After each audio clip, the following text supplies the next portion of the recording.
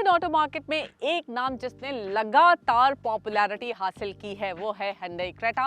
और इस साल 2024 की शुरुआत में ही Hyundai ने इसका फेसलिफ्ट लॉन्च कर दिया है। और ये फेसलिफ्ट कोई मामूली फेसलिफ्ट नहीं है। आप देख सकते हैं इसके फ्रंट में बड़े बदलाव हैं, रियर में बड़े बदलाव हैं और इसके इंटीरियर्स में भी चेंजेस किए गए हैं। इनफैक्ट अब आपको क्रेटा के साथ एक 1.5 लीटर टर्बो इंजन भी मिल रहा है।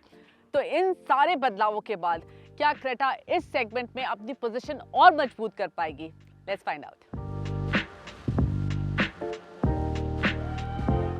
Hyundai ने पिछली क्रेटा को मिले रिस्पांस से सीख लेकर इस फेसलिफ्ट पे इसके लुक पर अच्छा काम किया है। जहां पहले फ्रंट और रियर में कर्व ज्यादा नजर आते थे, अब स्ट्रेट लाइंस ज्यादा पता चलती हैं। LED DRLs inverted L shape बनाते हैं। डायनामिक टर्न इंडिकेटर्स ऊपर DRL के साथ ही हैं। पैरामेट्रिक ग्रिल को ब्लॉक ट्रीटमेंट दिया गया है। नीचे बम्पर भी रीडिजाइंड है, पहले से ज्यादा बोल्ड दिखता है। यहाँ भी एयर डैम्प्स ब्लॉक शेप में हैं। साइड में आप शायद ही कोई चेंज नोटिस कर पाएंगे, सिर्फ एलॉयज के डिजाइन में थोड़ा सा बदलाव है।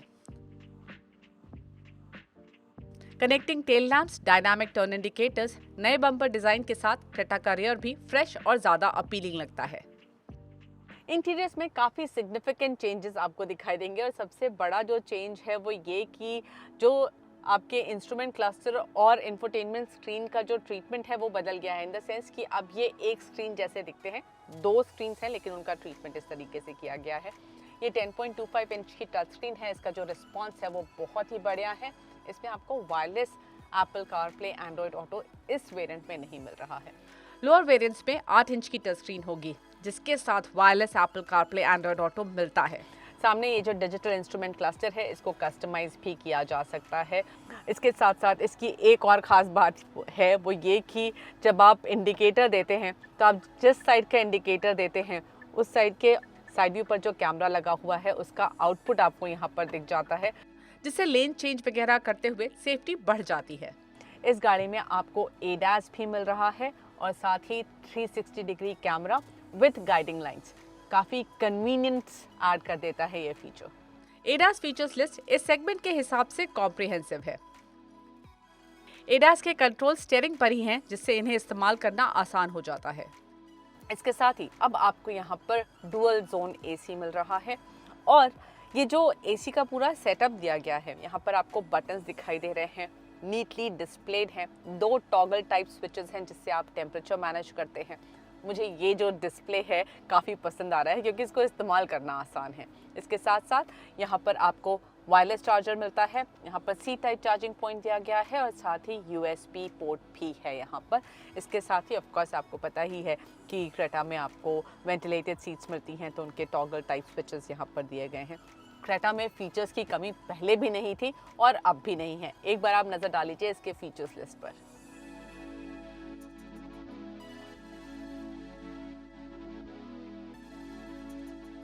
रियर सीट के बारे में आई थिंक Hyundai ने सोचा जो चीज़ ख़राब नहीं है उसको क्यों बदला जाए, तो यहाँ पर आपको ज़्यादा बदलाव नज़र नहीं आएंगे। पहले की तरह आपको यहाँ पर पिलो मिल रहा है, आर्म रेस्ट मिलता है जिसमें आपको कप होल्डर मिल जाते हैं, 2 C टाइप चार्जिंग पॉइंट।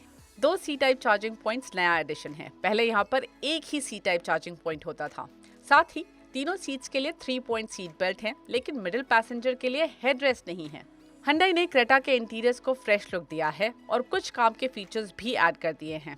इस मॉडर्न लुकिंग कार के टॉप वेरिएंट में वायरलेस एप्पल कारप्ले और एंड्रॉयड ऑटो ना होना खलता है।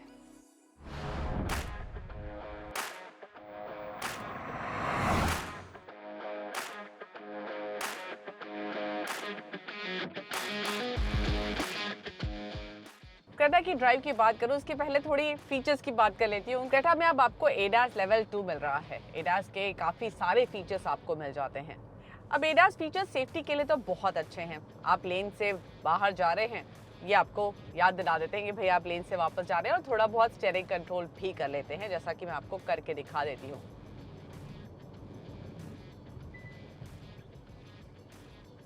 तो ये स्टीयरिंग काफ़ी अच्छे से मैनेज कर लेती है। लेकिन मुझे जो बात बहुत अच्छी लगी इस गाड़ी की वो ये, आप अगर सपोज़ लेन से बाहर जा रहे हैं और आप इंटेंशनली जा रहे हैं, कभी कभी ऐसा होता है कि आप कुछ फॉर एग्जांपल साइकिल चल रही है आगे और आपको उसको ओवरटेक करना है लेन में, तो आपको थोड़ा सा बाहर जाना पड़ता है लेन से। लेकिन तब ये आपको बहुत सारी गाड़ियों में बहुत स्ट्रॉन्ग फीडबैक आता है, इसमें वो स्ट्रॉन्ग फीडबैक नहीं है, आप उसको ओवरराइड कर पाते हैं। तो ये ज़्यादा कन्वीनियंट पता चलता है शहर में ड्राइव करने में, स्पेशली इंडियन कंडीशंस में जहाँ पर एक लेन में बहुत कुछ चल रहा होता है और कई बार ना चाहते हुए भी हमें लेन क्रॉस करनी होती है। इनफैक्ट मैंने इसका अडेप्टिव क्रूज कंट्रोल भी ट्राई किया और वो भी बहुत अच्छे से वर्क करता है। और रियर क्रॉस ट्रैफिक अलर्ट जो फीचर मिलता है वो मुझे बहुत पसंद आता है, क्योंकि उससे आपके लिए गाड़ी पार्किंग से निकालना काफ़ी आसान काम हो जाता है। आपने पार्किंग में गाड़ी लगाई हुई है, आप रिवर्स कर रहे हैं, पीछे से कोई गाड़ी आ रही है, एक गाड़ी उसको डिटेक्ट करके अगर बहुत पास आ गई है वो गाड़ी तो ब्रेक भी लगा देती है। इन सब चीज़ों से सेफ्टी तो डेफिनेटली काफ़ी बढ़ जाती है। Hyundai ने क्रेटा को भारत एनकैप में बेहतर स्कोर पाने के लिए भी तैयार किया है।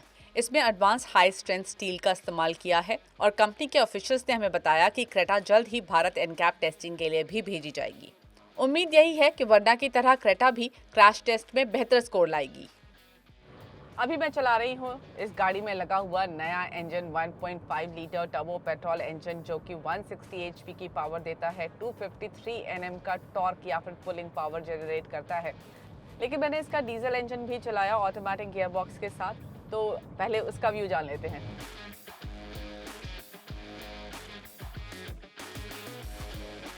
इस डीजल इंजन में कोई भी बदलाव नहीं हुआ है, ये पहले जैसे ही 116 एचपी की पावर और 250 एनएम का टॉर्क या फिर पुलिंग पावर जनरेट करता है।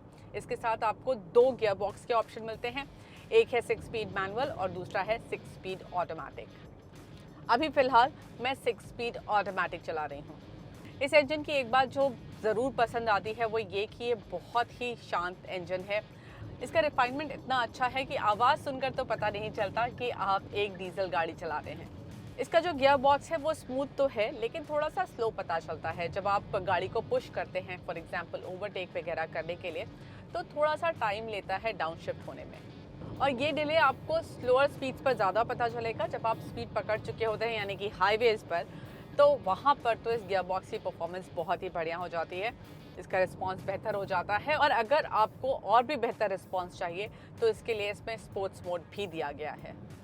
लेकिन स्पोर्ट्स मोड में गाड़ी में आवाज़ थोड़ी ज़्यादा आती है। एक 115 एचपी और 144 एनएम वाला 1.5 litre naturally aspirated petrol engine का भी ऑप्शन है, लेकिन उसे चलाने का मौका आज नहीं मिला। चलिए अब वापस चलते हैं 1.5 लीटर टर्बो पेट्रोल इंजन की बात करते हैं। और इस टर्बो पेट्रोल इंजन की परफॉर्मेंस तो मुझे वर्ना में भी पसंद आई थी और यहाँ क्रेटा में भी ये बहुत ही बढ़िया परफॉर्म कर रही है। अभी मैं हाईवे पर चल रही हूँ और ओवरटेक वगैरह करना है, आप गाड़ी को थोड़ा सा और पुश करिए और आपके पास ढेर सारी पावर अवेलेबल होती है, चाहे आप भले ही थोड़ी स्पीड में चल रहे हों। स्पीड पकड़ना इस गाड़ी के लिए बिल्कुल मुश्किल बात नहीं है। शहर में भी जब आप इसे ड्राइव करते हैं तो भी आपको गैप्स फिल करने हैं या फिर ओवरटेक करना है क्विकली, वो सब ये गाड़ी बहुत आराम से कर पाती है। और अच्छी बात यह है कि पावर काफ़ी सारी है, लेकिन जो पावर आती है वो लीनियरली आती है, तो ऐसा नहीं है कि बहुत झटका लगता है आपको अगर आप पेडल पुश करते हैं। पावर फिर भी आराम से आती है, तो शहर में आपको इसको चलाने में आसानी रहती है, क्योंकि शहर में स्पेस कम होता है। आप बहुत ज़्यादा स्पीड भी बहुत क्विकली पकड़ ले तो वो मुश्किल हो जाती है। तो it is a convenient car to drive in the city too. Drive modes यहाँ भी मिलते हैं, इको, नॉर्मल और स्पोर्ट्स मोड हैं। और जो ड्राइवर डिस्प्ले है वो भी मोड्स के हिसाब से बदल जाता है। तो जब आप इको मोड चुनते हैं तो थोड़ा सा ब्लूइश एक ड्राइवर डिस्प्ले दिखाई देगा आपको, और जब आप स्पोर्ट्स मोड चुनेंगे तो वो हो जाएगा रेड। इको मोड में रिस्पांस थोड़ा सा स्लो तो हो जाता है, पर इतना भी स्लो नहीं है कि आप इसे इस्तेमाल ही ना करना चाहें। आपकी जो रोज़ की ड्राइव है उसके लिए इको मोड ठीक है, आप उसे एक्चुअली इस्तेमाल कर सकते हैं। स्पोर्ट्स मोड में रिस्पांस तो क्विक है, लेकिन आपको गियर शिफ्ट्स का एहसास होता है। तो रेगुलर ड्राइविंग के लिए तो इको और नॉर्मल मोड्स बेहतर हैं। स्पिरिटेड ड्राइविंग के लिए स्पोर्ट्स मोड चुना जा सकता है। Hyundai ने 2024 क्रेटा फेसलिफ्ट लॉन्च की है 11 लाख से 20.3 लाख एक शोरूम की कीमत पर, जो कि किया सेल्टॉस की कीमत के लगभग बराबर ही है। एंड इट मेक्स सेंस क्योंकि दोनों लगभग एक जैसी ही हैं। Hyundai क्रेटा अब हर मायने में पहले से बेहतर है। देखने में प्रॉपर एसयूवी लगती है, इंटीरियर्स में भी इंप्रूवमेंट है और फीचर्स, स्पेस, प्रैक्टिकलिटी के मामले में तो मिड साइज एसयूवी सेगमेंट में क्रेटा सभी को अच्छी टक्कर देती है। डीजल ढूंढ रहे हैं तो इस सेगमेंट में कोरियंस के अलावा कोई ऑप्शन नहीं है, और परफॉर्मेंस आपकी प्रायोरिटी है तो 1.5 टर्बो आपको खुश करेगा। Hyundai ने क्रेटा को वाकई पहले से बेहतर प्रोडक्ट बना दिया है। आपको कैसी लगी क्रेटा? कमेंट्स में लिखकर जरूर बताएं एंड थैंक्स फॉर वॉचिंग।